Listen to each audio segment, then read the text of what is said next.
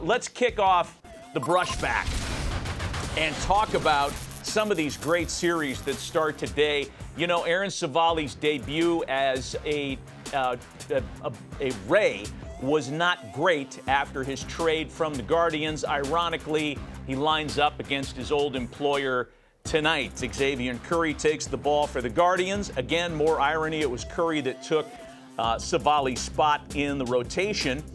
So in the 10 games since the trade, and that is the trade of Civale to Tampa, Cleveland's rotation has held up much better than anyone would have guessed it. Noah Syndergaard has been good, and that Cleveland rotation has posted a 2.53 ERA in the 10 games since the trade. A look inside the Trop, side of this 3-game set.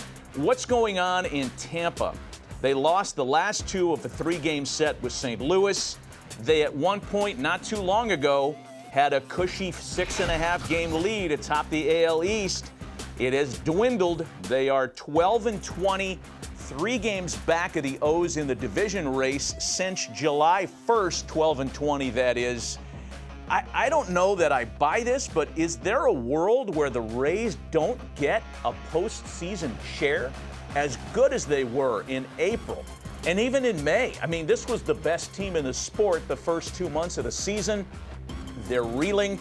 They're without their top 2 starters, hoping to get Glasnow back. Terrible news on Shane McClanahan because, boy, people had him lined up for a Cy Young Award. And by the way, the moment that they revealed that he would not pitch this year, you got to get to the window on Garrett Cole.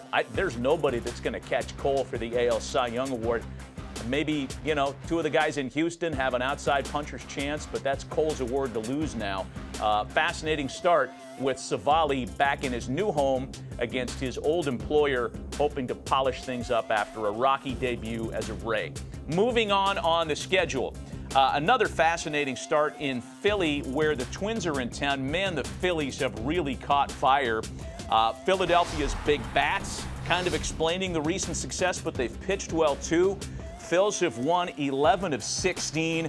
Nick Castellanos is hot, 3 homers over his last 2 games. Trey Turner was the hero yesterday. D-Row did a great breakdown on MLB Central earlier this morning here on MLB Network. He's 10 of his last 27. Trey Turner was going to come around. This is too good a player to stay quiet.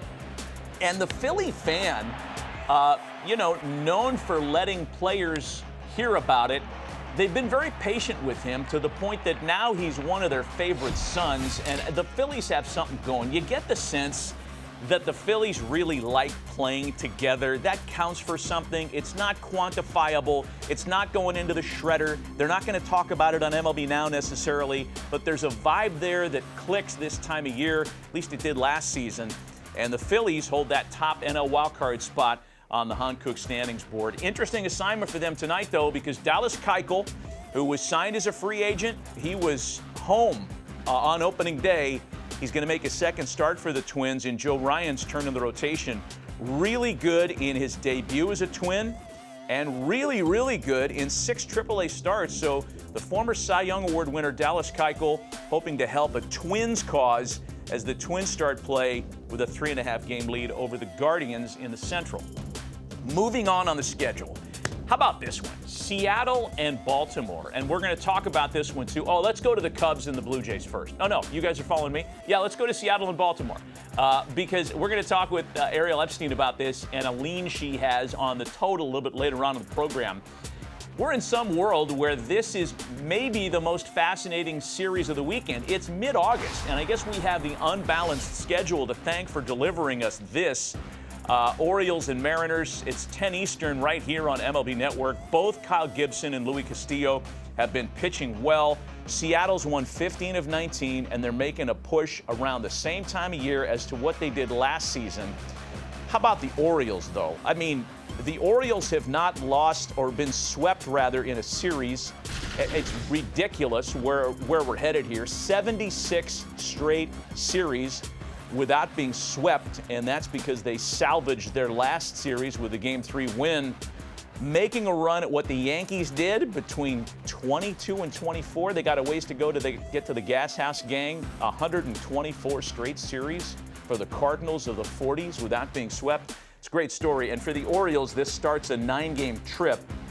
After Seattle, they're off to San Diego and Oakland before getting back home to that enormous wall in right field at Camden Yards. This is a really good matchup, and we're pretty pumped to have this one on TV for you. 10 Eastern on MLB Network. Did we skip around? We got one other series. Yeah, let's get to this Blue Jays Cubs series because I guess we have the balanced schedule to thank for this one as well. Man, the Blue Jays are hard to figure out, right? We know what a good offensive team this was last year. They have regressed in a number of categories in 2023, including their ability to hit with runners in scoring position.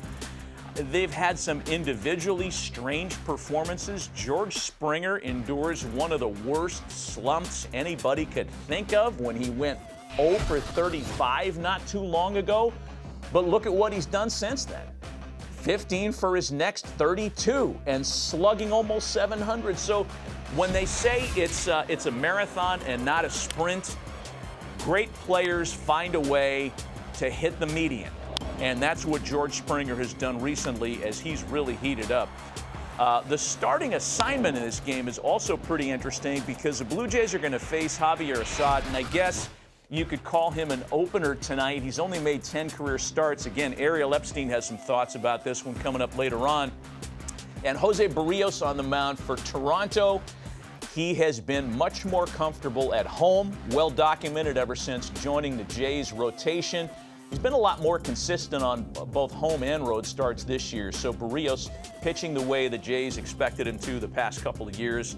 And without that starting rotation, I don't know where Toronto would be in terms of a wild card race because they start play 7 games out in the division, and they start play with just a game-and-a-half lead over hard-charging Seattle for that final wild card spot.